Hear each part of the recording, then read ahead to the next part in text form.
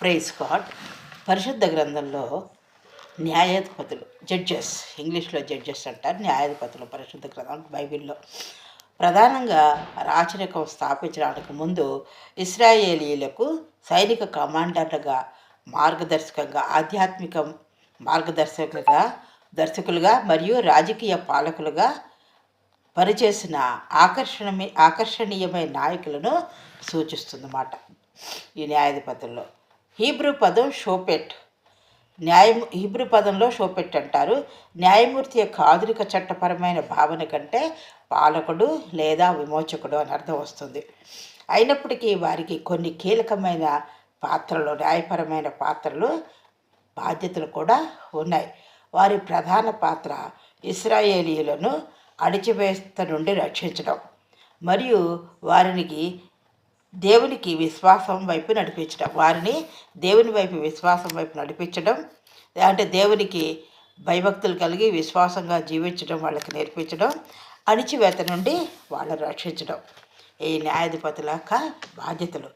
ఇంకనూ కీలకమైన పాత్రలు ఏమంటే ఇశ్రాయేలు తెగలను వారి శత్రువులపై యుద్ధంలో నడిపించడం, సైనిక కమాండర్లుగా వ్యవహరించడం, సైనిక నాయకుల ప్రాథమిక విధి. వీళ్ళ ప్రాథమిక విధి ఏంటంటే ఇశ్రాయేల్ తెగలను వారి శత్రువులపై యుద్ధంలో నడిపించడం మరియు సైనిక కమాండర్లుగా వ్యవహరించడం సైనిక నాయకుల ప్రాథమిక విధి ఇది.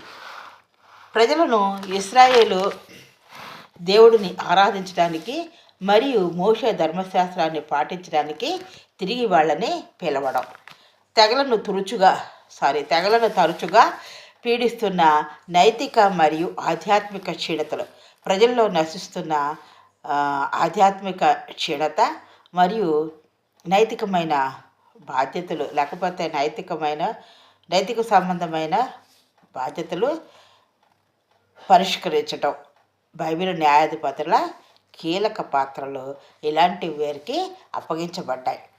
వారు గోత్రాలకు ప్రధాన పాలకులుగా పనిచేశారు. చుట్టుప్రక్కల దేశాల అణిచివేత నుండి వారిని విడిపించారు. వారు గోత్రాలకు ప్రధాన పాలకులుగా పనిచేశారు. చుట్టుప్రక్కల దేశాల అణిచివేత నుండి వారిని విడిపించారు. న్యాయాధికారం వీళ్ళకి తక్కువగా ఉన్నప్పటికీ కూడా, అంటే అంత ప్రాధాన్యత లేకపోయినప్పటికీ న్యాయాధికారానికి వారు న్యాయపరమైన బాధ్యతలను కూడా నిర్వహించారు, వివాదాలను పరిష్కరించారు మరియు న్యాయ సంబంధమైన పరిష్కారాలను కూడా పరిష్కరించారు. వీళ్ళకి న్యాయబాధ